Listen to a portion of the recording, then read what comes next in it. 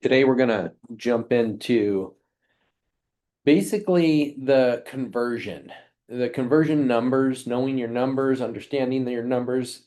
I don't know each and every person's numbers that are going to be on this today. I don't know your specific conversion numbers, but I'm going to show you a graph too that's buyer appointments versus conversion in today. In May of 2026. Well, actually, the stats come from National Association of Realtors from April 2026.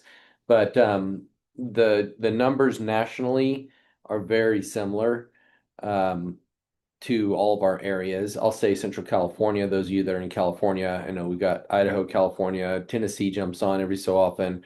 So it is kind of a national thing. Arizona jumps on every so often.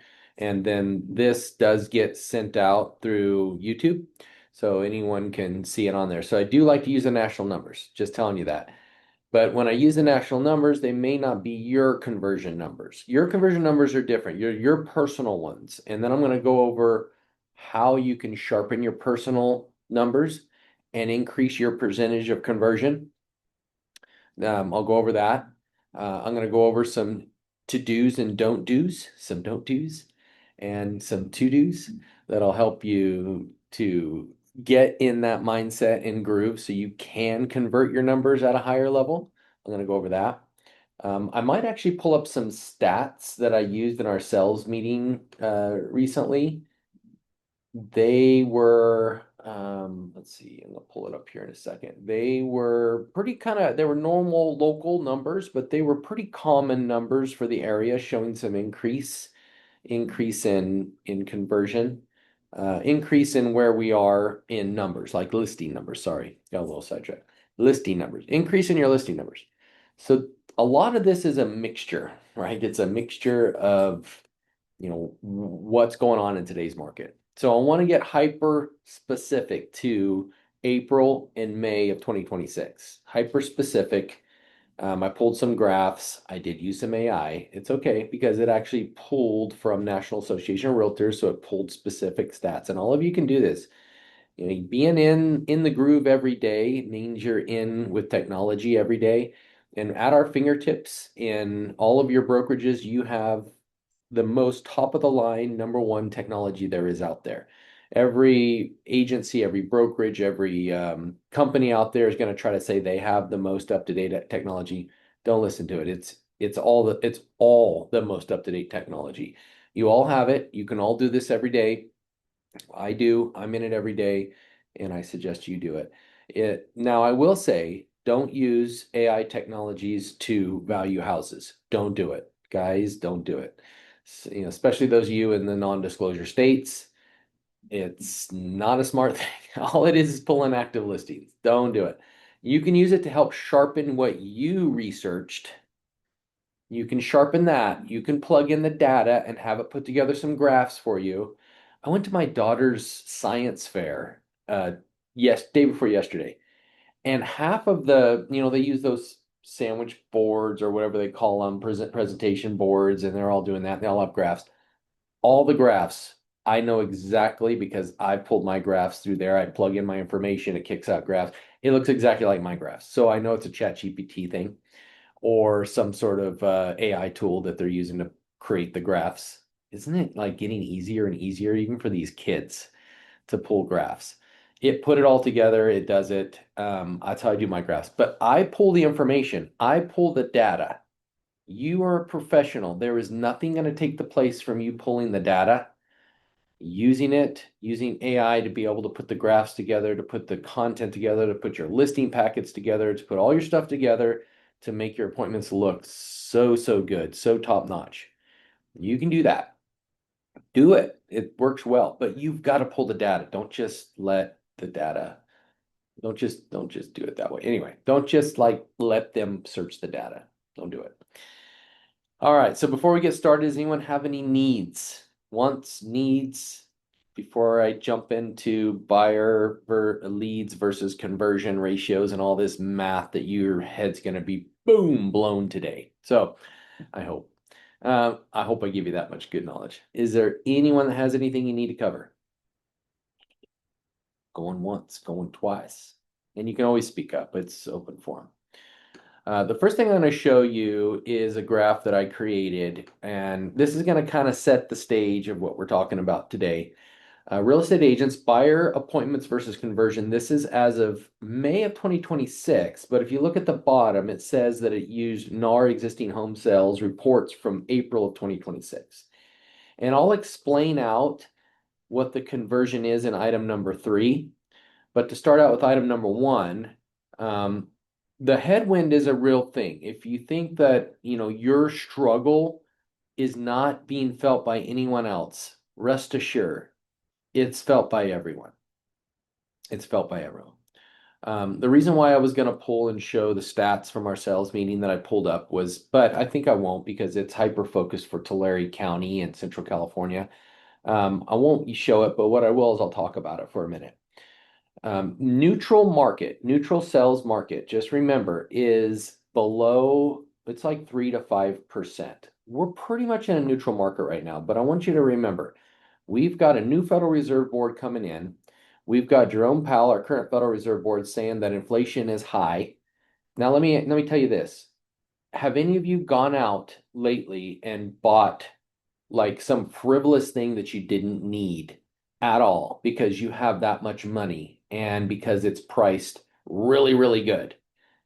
Most of you are going to say no. Some of you may have said yes, but most of you are going to say no. Why? Because right now it's too expensive. I was talking to an agent this morning. Her mom, I sold them a property and their mom is building on it. It's in Cascade, Idaho. And they're saying that the prices of materials and everything is so sky high, they're thinking about stopping now, holding onto the property and buying another cabin that's already built because it's too expensive to build, because the prices are so high. So inflation being high right now, I'm sorry, I don't trust the stats being put out there by the Federal Reserve Board. I just don't trust it. And you know how it is. Typically it's 6, 8 months later. All of a sudden they're changing it, recanting what they said. It just continuously changes. So here's the deal. You know what it is. You know you're feeling it. You're careful what you buy. You're careful what you do because not inflation, because the price of stuff is quite pricey. Gas is crazy pricey right now, crazy high. You're trying not to drive too far right now because gas is so high. These are the things that cause inflation to typically go up is because things are so cheap that they're spending money like mad. They're throwing all this money into the economy and they're doing all this stuff. So it's causing inflation to go high. It's causing things to happen. Anyway, right now we're not seeing that. We're seeing a struggle by most Americans. So because of that, we have a headwind and it's affecting our real estate market. You're not alone in this. Okay. Existing home sales, and this is national, as of April 26, it's a little over 4 million. 30% mortgage rates. So 30-year mortgage rates is 6.56, give or take. It's fluctuating. Mortgage applications are down 2.3. Now, I will say that that number is depends on area, depends on who you are as a lender. Spoke to our lender this morning. Our lender told us this morning that the that they are taking a ton of applications, but they're just having struggle getting people approved because of interest rates, because of the, credit, you name it, it's happening. They're struggling with it. So this is what I said, and this is what I'm going to get into here in a second. Remember this important thing. Remember we talked about this last week, I think, or the week before last, about bread on the shelves. All these applications these lenders are taking are applications. They're bread on the shelves. It's future business you don't have yet. So all these buyers that you have been trying to get pre-approved, that you know of that want to buy that can't, they're bread on the shelves. Here's the failure is the systems, because you should be continuously contacting them, having them in a contact plan, having them in a CRM, having them in some sort of system that can allow you to do the nurture, to continuously nurture them, like it, and you're leaving notes every time you call. You're leaving an alert of when to call them again, and that way, bread on the shelves. Remember, all those people are going to buy at some point in time, either with you or somebody else, because they indicated to you they want to buy. They're going to buy. So we have this pent up demand right now of all these buyers that want to buy, sellers that want to sell, listings that are not moving. Tulare County, the number was about 700 and something listings active on the market. I'll tell you that there was about a 10 to 12 year run from the crash of 2008. I lived through this. I got my license during the crash, so I was one of those fools. The crash of 2008 to about 10 to 15 years later, 10 to 12 years later, there was about a run of where in that county alone, I used to watch it close. We were lucky to have 300 give or take properties on the market, give or take. And that's a small area population. It's big, but it's not as big as Fresno or LA or Bakersfield, or any of those areas. So, same thing over here. Like you're going to see a different amount of homes on the market in Idaho and Boise versus Canyon County, and Ada versus Canyon, or Washington County. You're just going to see a different, right? So it's lower, but it's still higher for them. So in Tulare County, it's high. It's pushing between 700 and 800 on the market, when the typical for 10 to 15 years, 10 to 12 years was only three. And they were moving. You put them on the market. The average days in the market was under 30 days. It was like 20 days in the market sold. Right now we're seeing 45, some of them pushing 60, some of them pushing way more. And that's where you're at right now. Okay, so back to the mortgage applications that are down. Those lenders, the Homefront mortgage lenders that I meet with and coach with every single Wednesday, use them at Legacy, guys. Use them because I'm coaching them every Wednesday, week after week after week after week, and I'm helping them and nurturing them, and they are doing so good. And you know who they are, Jeff and Teresa. They're doing well. They're taking a ton of applications. And they're feeling it. They're feeling it. It feels dreadful to them because they're not able to approve this many people. Their conversion rate right now is like one in every, let's just say one in every three, which if you do the math, that's probably about 30.3%. So it's not that 50 to 60% conversion ratio that the rest of the nation is seeing. So just know the applications are coming in. They're just not qualifying. Buyer lead funnel. This is the funnel. Okay, you've got your funnel, and we're going to use 100 leads, because technically you should be working to get 100 contacts per week. Okay. Now that's a typical market, guys. That's a typical high conversion market, is 100 contacts per week.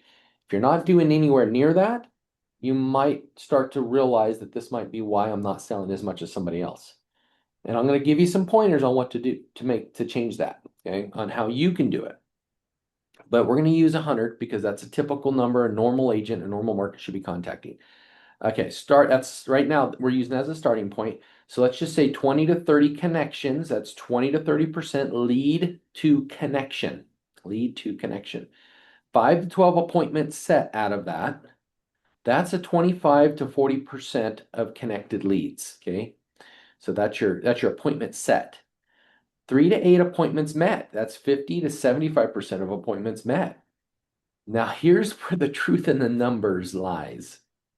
0.4 to 1.2 closings seems very low, right? So you're all feeling this. Seems very low. So 0.4 to 1.2 closings. Okay, so now I'm going to get down to the bottom graph because this is where you can really envision something. Approximately buyer leads needed. And we can say that this is conversions. We can say lead / contact. Okay, so this could be just contacting. Okay. We're using one closing. We're shooting for one closing. Okay. What do I need to do to close one? Well, each and every one of you has your own different conversion ratio, and I don't know yours. I have no idea what yours is. So let's say that your conversion ratio is pretty good at 1.2% conversion ratio. 1.2%. So that's, a little over a lead. How do I close a little over one, basically? I need 83 leads to close a little over one. 83 leads. Okay. Now, if we go back to the 7-to-1 ratio, for 7 SOI that you contact, you're going to get 1 closings. We go back to the online leads, where every 100 high-hanging fruit leads, you typically will get 1 conversion. Lower hanging fruit leads, you're probably more like 25%. So, you'll get out of every 100 you call, you might get 25 closings, 30 closings out of that. This is saying you might get 1 at 83, a little over 1.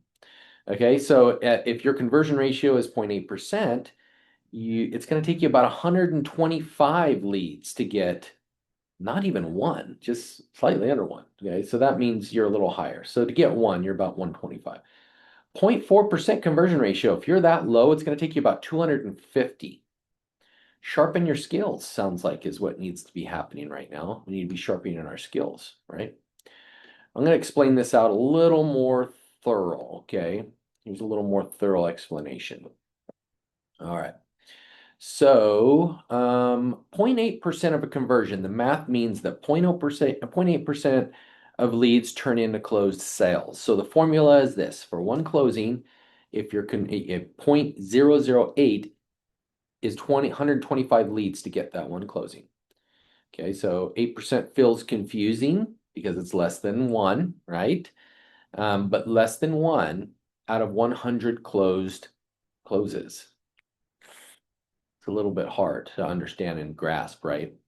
Seems like a lot. Seems like not a lot of contacts need to be happening in order to get that much.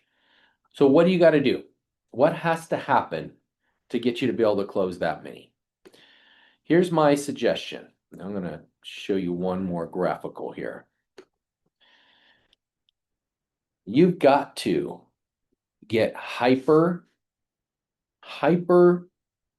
in mindset, you got to get crazy into out of your comfort zone and into your, this is a job. I've got somebody I'm working for. Okay, you're the one you're working for, but I got somebody I'm working for. This is my boss and needs to put me to work, and I need to get that head down, and I need to have time. I need to have my time. And here's how you can do it. One is you got to get into the zone. You got to make all your necessary contacts, stay in rhythm, and avoid distractions. That's the hardest part for so many people, avoiding those distractions. So I'm going to suggest that you have people surrounding you and around you to help you with this. It could be your spouse, could be your child, it could be your brother, a sister, aunt, uncle, could be a coach, could be a team leader, could be, you name it. It could be somebody. You just have to ask and you got to start by asking and saying, and one, you got to start by telling yourself, I need help. I need to close at a high level. And the way to do that is obviously after seeing this coaching call from Sean, I got to increase my number of contacts. But just understand, here's the fun part about increasing your number of contacts, guys, is every contact is still a contact. And if this new Federal Reserve Board comes in and shakes it up, and the interest rates go down, the more contacts you have been making this entire time, when that interest rate goes down, you're going to be that much higher than everybody else because you made the more contacts that needed to stay in that higher level of conversion of closings. Remember the old stats that 15% of the agents out there are closing 95% of the transactions, more like 99% of the transactions. The other 1% is new construction. Remember that stat? That's what we're talking about. The high end, higher level agents know they've got to make more contacts, and they're doing it. So be one of those and have a way to do that. One, this stop sign goes on your door. Two, you've got to plan it. You want to do it. So this is what I'm going to do. I'm going to get people around me. They're going to be my advocates. I'm going to tell them my schedule. I'm going to verbally tell them my schedule. I'm going to ask them for a little accountability. Just hold me accountable and have them put it on their calendar to hold you accountable. And they will. I will. As a team leader, I'll put it on my calendar to hold my people accountable or anyone accountable that asks me to do it. I put it on my calendar to time block it out to follow up and check.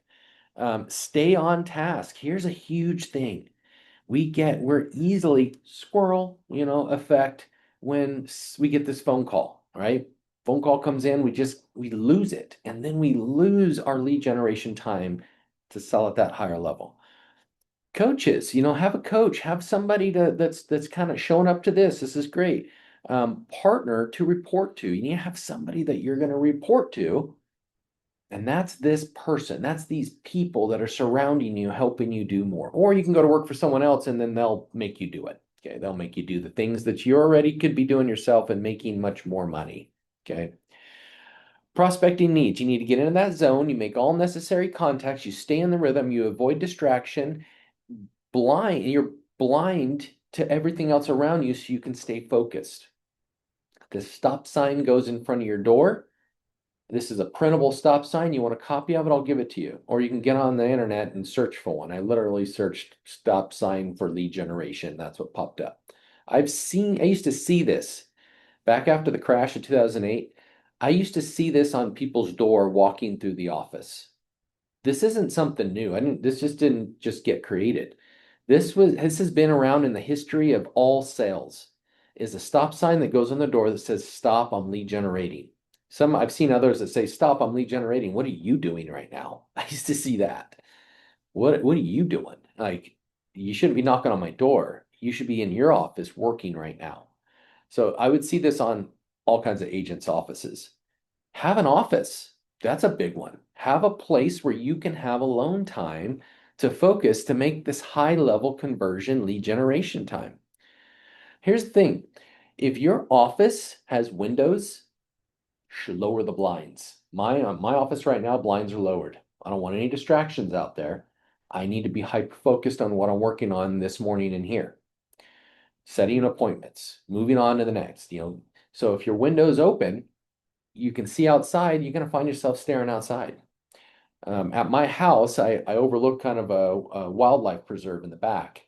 And it's hard for me not to just look out there. Quite often, I'll be on Zoom calls and I'll just look out there. But when I come to this office, I close that door. I'm hyper focused. I got books here on the bookshelf. I got things to show that this is a workspace. And I'm working and I'm getting work done. So windows, if you do have windows, just make sure the blinds are down or place your desk in a way, face a wall, somewhere where you don't have to see the distractions that are get in the way. Okay. Office. So we talked about office. I said that your office is your domain. Okay. Think about what's all around you in your office. Aid, or are they aiding you or distracting you? Are those tools aiding you or distracting you? I've got a notepad here. I got a pen. There's not much of anything else in my office. So I got this book right here, another book. Okay. A great book. How to Win Friends and Influence People. Great book for all salespeople right there. That's sitting on my desk. I've got some files here from some short sells that I've been working. I think I have 6 short sells going on right now. Other than that, a folder. Okay. That's it. Nothing else. Cell phone, desk. Literally, your domain, your workspace is your non-distracted workspace. It's your domain. Keep it clear of any distractions that might be going on in your office. Time sucks. Is there any time sucks that just sucks your time but doesn't bring you income? I don't charge for this, by the way, this call. I do charge some people out there. If other outside people want to come in, they have to pay for it. It's $19.99 a month to be part of this coaching call. Those of you in Homes of Idaho and California, that's free for you. Okay. Others, if they coach with me, they get it for free. If they sign up for coaching, they get it for free. But not for free. It's part. They're paying for the coaching. If someone outside just wants to be part of it, it's $19. Otherwise, I don't get paid for a lot of what goes on here. Is this a time suck for me? No, because here's the ticket to that. When you're coaching and training other people, you're feeding your own knowledge with knowledge. Today I was prepping, I was knowledge, I was pulling information. Coaching is huge. Teaching others is huge. If you have the chance to mentor somebody else and it forces you to lead generate with them, do it. It's one of the best ways to gain your knowledge and to get you to work. So yeah, this meeting is not a time suck for anyone on it right now. It's good to coach and train and get your mindset right. So time sucks. Hardest part, staying consistent. Consistency is success. My wife does personal training. She has her own personal training business, although she's been more teaching at the college now level doing that, sports nutrition stuff. But on her business cards, it says Wellness by Laura. It says consistency is the key to good health and wellness, or something like that. That's her slogan. Consistency. It's like working out in the gym. It's like anything, eating right. It's the consistency, working, running a business. The consistency is the key to success. Your environment around you is key. That's your office space. Don't be a hermit. Just during lead generation, that is your time. It's your job to succeed. Shut doors during prospecting. It's almost like that is your permission to be a hermit, to be to yourself, to focus, to sit down, to lead generate, to do more. That is your time. It's your time. All right, I'm going to show you a couple more things. We'll get the stop sign off of here now. I think you've been looking at that long enough, right? Um, I am going to show you this right here about recharging. Okay, know when to say no to something without the feeling of loss. If you need to say no to something because it gets in the way of your lead generation, you need to know when it's time to say no to that. Say no to that. Focus on you. You are important. Your job is important. What you're doing each and every day is important, but it has to be each and every day. You can't just skip a day and say, oh, yeah, today I'm going to go show houses all day. That's an excuse to not work. Your real job is to meet new people today. Showing houses is the aftermath and the what happens from your work. Your work is meeting new people, meeting new relationships, nurturing those relationships. Get to know new people. Ask for referrals. Check in with the people you closed houses on. That to me, that's the most important phone call is following up. If we closed on our house last week, check in with them. See how the house is going. They need any contractors, anything like that, because they just bought a house. Somebody is interested in them because they just bought a house. A friend. Perfect timing. You call them and you just check in, see how the house is going, see what's going on. Next note, they're like, hey, by the way, so and so reached out to me. Did they call you? You wouldn't have known that if you didn't follow up with them. No, they didn't. Can we get their number? I'll give them a call, see if I can do anything to help them. And usually they'll just give it to you because you just close the house and help them with a home purchase. They're usually not going to say, well, let me ask. Sometimes they will, not that often. So learn to say no to those outside distractions that are getting in the way. Accept your faults and mistakes and own them candidly. Hey, I'm failing right now. I need to accept it. I'm going to own it and I'm going to get past it and grow from it. Fail forward. Fail forward, not backwards. We don't fail backwards, fail forward. Build people up in gain genuine way. Refrain faults into opportunity. So your faults can turn into opportunities to grow, to do more. Emphasize and forgive, even when no one's watching. Forgive yourself too for failing. Avoid complaining. That is it. So anytime someone starts complaining about the brokerage or the team or this or that, the first thing that comes to mind is scarcity versus abundancy. That's the first thing that comes to mind. There's always going to be excuses and blames, and someone's doing this and someone's doing that, but that's okay. It's going to happen. Get past it, move on, and get to work. That's the scarcity mentality. It is scarcity mentality to let those things haunt you. And I get it. They haunt me. I mean, typically I'm involved in it as the coach, or I've been involved in it as different situations that I've been involved in. I mean, those of you that know me know that I have my struggles and I have people I'm dealing with that I'm having to work past. Think about all the negative all the time. I'm always getting all the negative. If I can't shove that away and move forward, I'm just telling you, this is what happens to me. If I can't do it, I got a problem. It will keep me up at night. I can't sleep, so I got to get past it. And how do you get past it? By jumping into a new book, by jumping into a new training, by jumping into a call like this and forcing yourself to think like abundance, not scarcity mentality, abundance. I am this good. I need this much. I know what I'm doing. I need to learn more. I need to gain more knowledge so I can do more. I need to get on the call and get uncomfortable, make some uncomfortable calls, get some people to hang up on me. By the way, for every person that hangs up on you, someone's going to answer. Someone's going to be nice. It's going to happen. Ask Billy Garcia because he's the one that makes 100, 200, or 20 to 30 calls a day on for sale by owners, expired and canceled.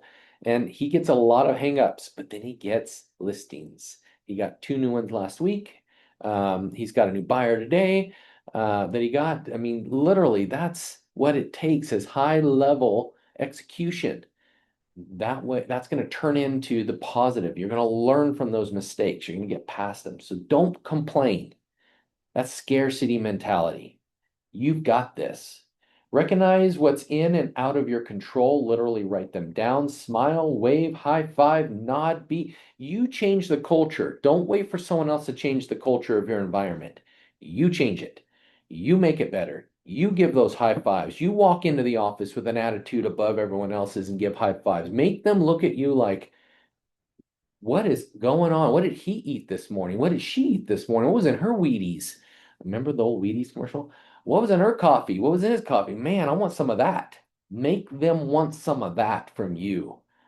That gets past the blame game and we get into the abundance mentality. Smile, nod, high five, make eye contact, shake firmly in the hands, look at each other in the eyes, do those awesome things. Take care of yourself, physical and mental. Holy mackerel. That is almost 100% of the problem with most of us. We get beat up and we just think, I can't do this. You can do it.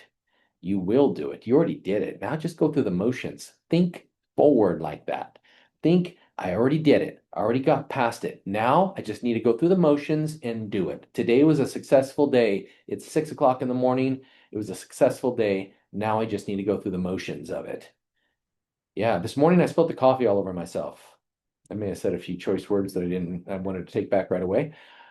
And right away, my mindset went, is this the type of day it's going to be? And I said, nope, it is not. It's going to be a good day. Next thing you know, what, I got someone calling me wanting to go see some houses. So I'm going to actually head over there and go do that here shortly. I mean, serious, that is what it takes. Get forward, guys. All right. Be generally excited about what you're doing. Be excited about this job and make a lot of calls and a lot of contacts, a lot of new people. If you're not the one that want to sit behind a phone and make dials, then go door knock neighborhoods. Go sit in a coffee shop and shake hands. I used to know an agent that he did that every morning, sat in a coffee shop, met people, not uncomfortably, just smiling at people, nodding, saying, "Hey, how you doing?" Yeah. And the next, getting a conversation, and every time he'd go, he'd have new connections. But those were more legit face-to-face connections. There's nothing like a face-to-face. If you don't want to sit in an office and make dials, don't do it. Get out though and make your contacts, meet people, do things. I know an agent that likes to do pop buys, and they just do a certain amount. They have it, it's in their schedule, it's structured. This many pop buys I'm going to do per week, per day, per week, per month, doesn't matter. But you make the plan and work the plan and then do it. Work that plan. Find the best in everyone.